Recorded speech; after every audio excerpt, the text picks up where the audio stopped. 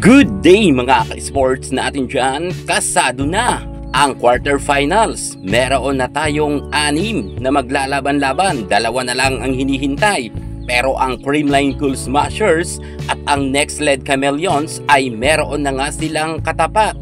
Creamline Cool Smashers susubukin patiklupin ng Farm Fresh Foxes. Makaporma kaya ang Foxes? Isa ang Creamline Cool Smashers sa sinasabing malakas na team, pero kahit paborito natin ang CCS, kapansin-pansin na medyo humina na nga ang team ng Creamline dahil nga sa marami rin players dito na injury, lalo't marami na rin mga star player na umalis pagdating sa CCS. Ang tanong, ito na ba ang kauna-unahang pagkakataon na mapapatalsik sila sa semifinals? Marami kasing mga netizen na nagsasabi na ang kanilang prediksyon ay malalaglag raw ang Creamline Cool Smashers, lalo at kapansin-pansin rin na medyo lumakas na nga ngayon ang Foxes.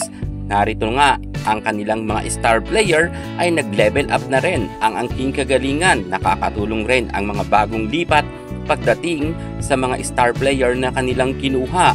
Cherry Tigo pasok nga rin sa quarterfinals. Susubukin nga rin ng Cherry Tigo na patiklupin ang unang nakapasok sa quarterfinal na Nextled Chameleons. Isa si Abby Maranyo sa nangunguna pagdating sa Cherry Tigo at medyo matagal-tagal na nga rin silang hindi nakakatikim ng medalya. Sa kauna-unahan bang pagkakataon sa karera ni Chang Abby Maranyo, magkaroon kaya sila ng pagkakataon na makapasok sa Final 4 or sa semifinals? Kayang-kaya na kaya nila ang Nextled Chameleons, lalo't ang Chameleons ngayon ay talagang kitang-kita natin na palaban rin ang mga players dito. Well, pag-uusapan natin at kikilatisin at iisa-isahin kung gaano nga ba kalakas ngayon ang nasabi nating Cherry Tigo, Farm Fresh Foxes, Nextled Chameleons, Creamline Cool Smashers. Sino ang karapat-dapat makapasok sa semifinals at sino ang malalaglag? 2 team ang papasok at ang 2 team ay tuluyan ng mamamaalam. Maswerte ang team makakapasok pagdating nga sa semifinals. Minsanan lang sila magharap at didiretso na nga sa semis. Alamin ang buong detalye, pero bago ang lahat, kung bago ka muna sa aking channel, subscribe na. Click ang ating notification bell para lagi kang updated sa lating issues sa volleyball. Susunod na.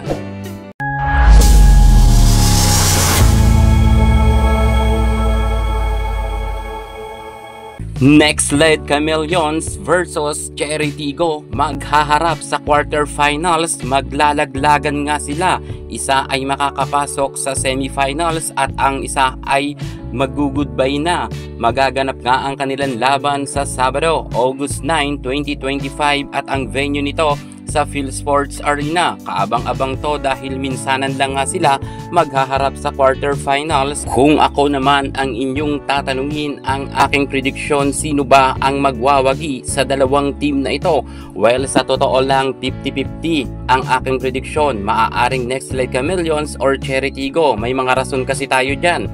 Kapag uminit nga si Ara Galang sa loob ng court, sure tayo na mananalo ang Cherry Tigo. Pero ang Nextled Chameleons kasi meron nga silang Lay Andy Guzman na talagang buhatera, na talagang tatapatan rin si Ara Galang. Kung kaya sa 2 team na ito nakadepende sa kanilang star players kung sino ang talagang mas aangat or mag-shine sa kanilang laban. Pero para sa akin, mas lamang ang nasabi nating Cherry Tigo kung ikukumpara sa Nextled Chameleons dahil mas veterana ang team ng Cherry Tigo. Bagamat gusto ko talaga sanang makapasok ang Nextled Chameleons, pero mukhang Cherry Tigo ang aabante para sa semifinals. Yan ay aking prediction lamang. At pagdating naman sa 6:30 ng hapon, August 9 pa rin yan, 2025 sa PhilSports Arena. Ang kupunan nga ng ating Kyle Negrito kontra naman sa kupunan nga ng Farm Fresh Foxes ay talagang mahigpit na maglalabanan. Well, naging paksa ko na to kagabi kung saan nga ang aking prediksyon ay ang Creamline Cool Smashers ang magwawagi. Marami pang kakainin bigas ang Farm Fresh Foxes.